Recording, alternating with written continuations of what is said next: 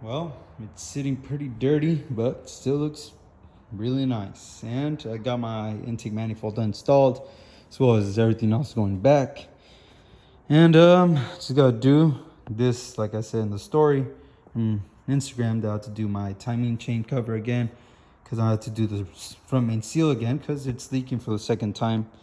Um, it's not a common thing, but it just happens to happen to me. So gotta go ahead and replace that. And hopefully I'm able to reuse my dampener again, because I already pulled it out twice, I believe. No, once. I pulled it out once. Maybe I could reuse it again.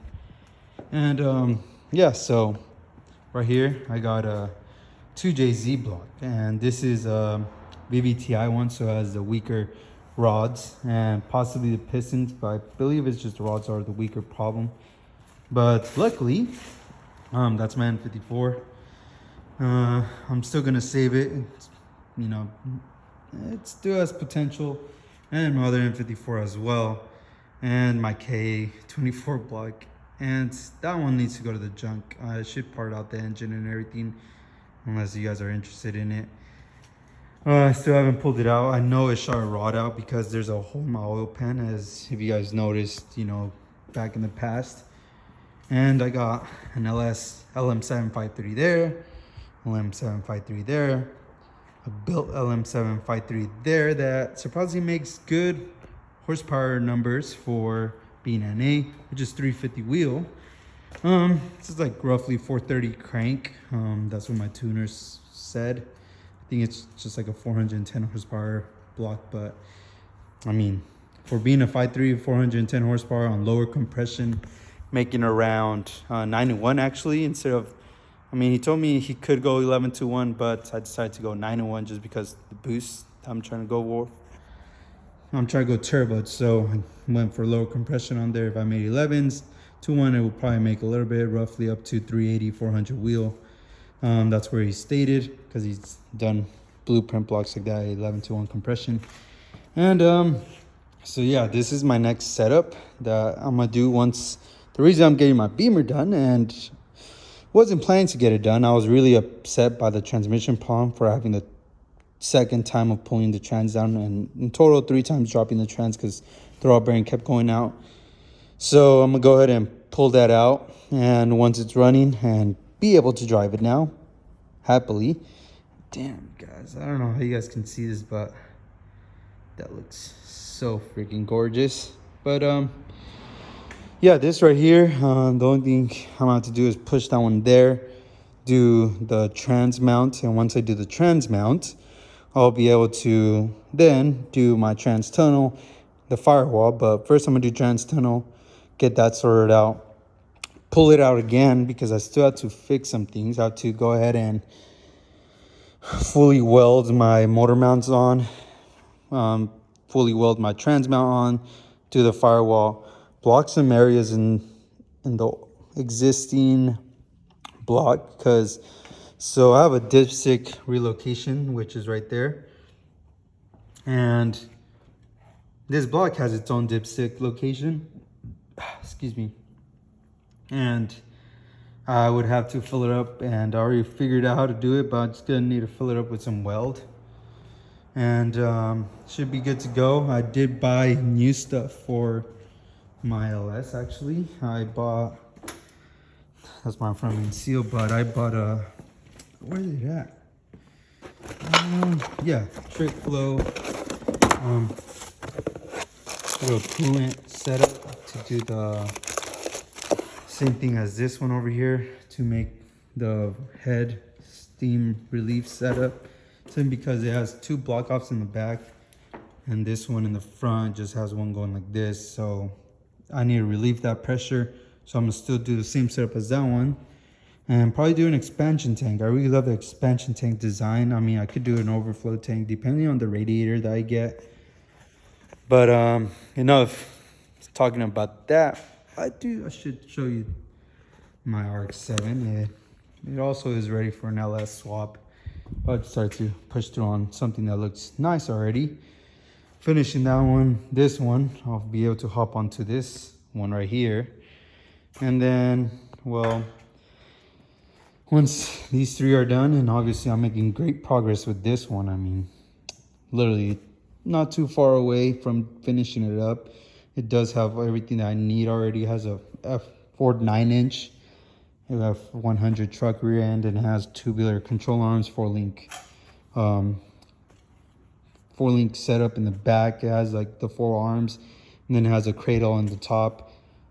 But yeah, once I push through, I definitely gonna figure out how to sort out my turbos, because I am debating whether I either want them in the front right here, like pointing inwards, sticking out the hood like my last setup. I mean, I did like the turbos sticking out the hood, but I feel like it's overplayed now.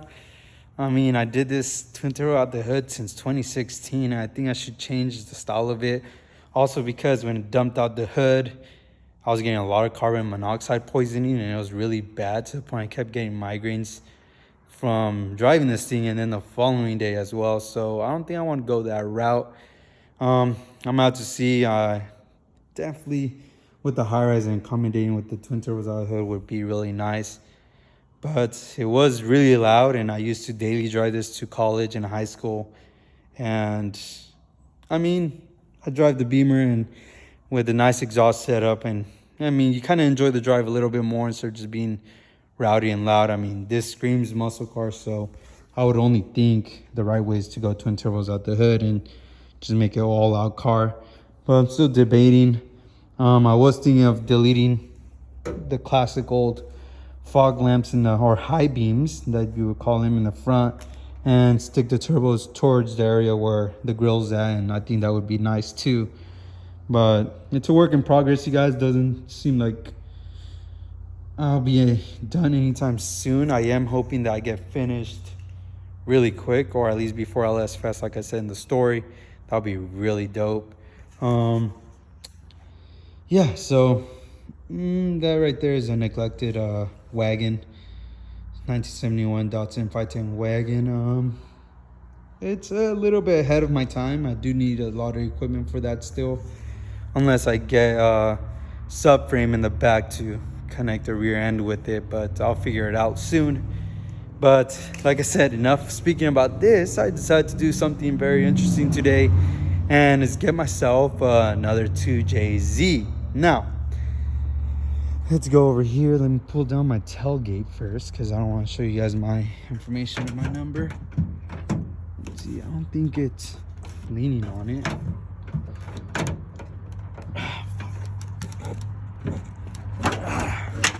Okay. This right here is my 2JZ block that I just picked up today, and wish I could show you guys a light. Let me go to my truck. I have a light here. It's pretty late at night. Ow, just cut myself pretty bad. Okay, so this right here is a 2JZ block. Now, that is perfect lighting.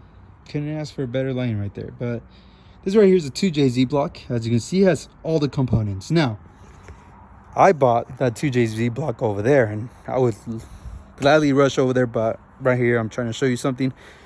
I bought a 2JZ block, and this 2JZ block that I bought was fully disassembled by my friend Matt, and he disassembled everything, but sadly I don't know how to assemble back. So luckily I bought this 2JZ that's partially assembled. I mean, everything inside is still there, and the guy never opened it. Now, as you can tell right here, still has the old gaskets and pretty much everything that's old, and it has a VVTi head. Now, this could be a hit or miss. Now, hear me out. This guy right here, he purchased this off of Pick and Pull, pulled it out an IS. Now, when he pulled this block out, he said it didn't have the heads nor all the accessories that are in this thing right now, so it didn't have any of this. And he had also CS300, I believe. I think that's what they're called. He had those, and he was going to use this to put onto his block, but then he realized he just had it there for over 10 years, I believe, maybe longer, or 5 years. I mean, when they're easy to get back in the day. And so this is what I'm hoping for. I'm hoping that this 2JZ bottom end has GT internals. Now for GT internals, it has to be a non-VVTi head. Now he said he topped, a VVTi head on there, but he's not sure that it came with the VVTi or non-VVTi. So I'm hoping to open everything in the bottom and see what kind of internals there is. Now, if it has GT internals, that's money. I myself have GT internals and they're going for a good buck. And my GT internals in there are actually 20K miles and have, on the side ACL rod bearings with it and also main bearings, which is great. I bought it for $300 and I'm sure I can make a profit out of it because everyone's skyrocketing these 2JZ internals. Now I'm hoping that this block has GT internals. If not, it might have VVTi. Possibly came with a VVTi head with the non-GT internals, which is also the pencil style rods that would roughly bend really easily around 400 horsepower. That being said, I do have to pull this out. It is very late at night. Just had to go out and get some food. But I haven't told you guys how much I got this. And I got this whole block for $250, man. I bought this block for $250. That is honestly the best price I've ever bought for another 2JZ that's completed. And it's a win-win for me, man. I mean, right now these 2JZ G blocks are going for a high price. And it's not... I could go more in depth with it. Actually, I'll go more in depth with this. So people are marking these up for like $1,500, $1,000, even $800. If you're lucky, somewhere $500. And they're even VVTi. They're not even GT internals with non-VVTi heads, which is insane. And I know it's an insane price because people are just taxing the hell out of them, even though the worth of their VVTi with the internals are just not even worth that much. Honestly, they should be worth at least a $500 block. Long block, actually. It should be worth a $500, $600 long block. But the fact that they're just so popular right now and everyone's just going for them, they're taxing it up. Now, I'm not planning to make some profit out here. I'm planning to keep it just because it's a 2J and I like keeping a lot of motors, as you can see in there. And in the long run, when projects come by, I'm able to build something that I really enjoy. Now, you guys know that I wanted to do a 2JZ swap on the Mustang. And the reason I didn't do a 2JZ swap on the Mustang is because I came up with a good deal, and it was a 5.3 block with the TR6060 trans. And that TR6060 trans was going to go on my Beamer, but I wanted to give Drift HQ another try to run their, spec stage 3 clutch and a new billet aluminum flywheel. So I decided to go with that and stick with my GS6 trans, even though it's literally taking a turd on me. I might have to swap the synchronizers to my other GS6 trans that I cut the input shaft out of. It's a long story for that one, but the fact that I got TR6060 with a 5.3 ready to go in with all sensors and everything, I decided to just slap it in there onto the Mustang. And also soon because I'm a big fan of LS Fest. And as you can see, I've been going to every LS Fest for the past four to 3 years. And I finally went to the Kentucky one. I don't think there's any other event. I mean, you guys could say otherwise because I've been to some. But I've had the most fun at LS Fest. And I think the best way to do it is to put an LS in the Mustang, an LS swap Beamer. Take those to the event I really love and enjoy, which is in Las Vegas. After that, you go to hit the strip, which is actually fun. So it's the best of both worlds for me. I enjoy LS Fest, so I'd rather just go LS swap. And maybe there's, JDM events as well. I just went to Subi Fest, and of course, with all this COVID stuff going on still in 2021, I feel like it still has potential, but it was a little bit, it was okay for a one-day event. I believe it should have been more like a 3-day event when they call it a fest, Subi Fest. But, yeah, that's the reason why I'm going LS swap. Looking forward to maybe there's 2JZ Fest, because, I mean, the amount of swaps they do on 2Js with LS Fest are close to, similar, because they're just fanboy engines. And that being said, you guys, I would like to firmly just keep these two engines, and I still have an RX7 here. And I could go LS swap, but I did plan to go to K24 swap. So my bad, but I would possibly have to make a decision, possibly just save up a good amount to actually build this one quite nicely, like the Mustang and the Beamer, because I love having my nice cars. But I also like beating the hell out of them, so I really like the reliability of them. So within the case swap Honda, the LS, and the 2J, I mean, you can't go wrong with those engines. They're very popular as well.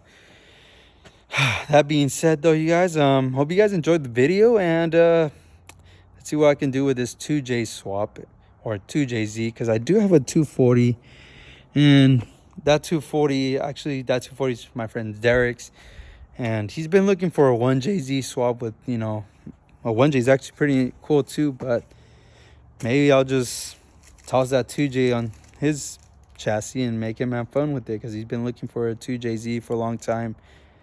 And building this isn't so wrong. So actually, I forgot to tell you guys about the 2JZGs, why they're so popular. And there's this rumor, well, it's kind of not a rumor, or it's a rumor. A lot of high horsepower cars delete the oil squirters, so in reality, GE blocks are just as good as GTE blocks. People that say oil squirters are needed, they're not really needed, especially when you're going forged internals. It's just, I mean, it's a popular engine, but yeah, oil squirters aren't necessary when you're making high horsepower and nor low horsepower. I mean, the oil squirters would help, but it just doesn't really matter once you start building the whole block itself. And also the VVTi head for a street car, you know, they really use a VVTi for the variable valve timing. So it's a solid unit once you go GT or forged internals with the VVTi head to be more, controls your timing a little bit more. I myself would love a non-VVTi head sim, because I keep looking for them, and I know a lot of ECU, like Link ECU, Haltech, and I forgot the other one. They all have adapters for a VVTi head, but it looks a lot more simpler when you don't have the VVTi head and you just simply go with the twin cams without the solenoid there for the timing, variable valve timing. So that being said, though, you guys, hope you guys enjoyed the video. I haven't posted in a long time, but simply because I've honestly been wrenching every day, man, and I mean the progress is noticeable. But yeah, just taking my time with it. I'm sure I'll post more stuff along the way, but I'm kind of just enjoying myself for now and getting all this thing figured out. But I know for a fact once these things are running, I'll put more content out there. I'm not sure if you guys are interested in my progress posts. I know some of you guys are actually interested in the Mustang right here with the LS swap and seeing the progress of it. And I know you guys are really enjoying this, and because it's the OG car from my page, and it's killer, man. And I mean, rocket button diffuser, whole, you know, one of one style Mustang. So I know this thing would definitely be quite an interesting build. The Beamer as well, but this seems to grab more traffic, and also this RX7. It's all these classic cars, and this point on, I mean, this is hitting about a classic age as well, and they're very good. I feel like, you know, don't pin me down, but I feel like these are going to be the future 240 chassis, just because they're very great chassis as well. And I mean, that's what made me love German cars, but it needed a little bit more of a American punch to it. But yeah, hope you guys stay boosted and you guys enjoy the video, and later, you guys.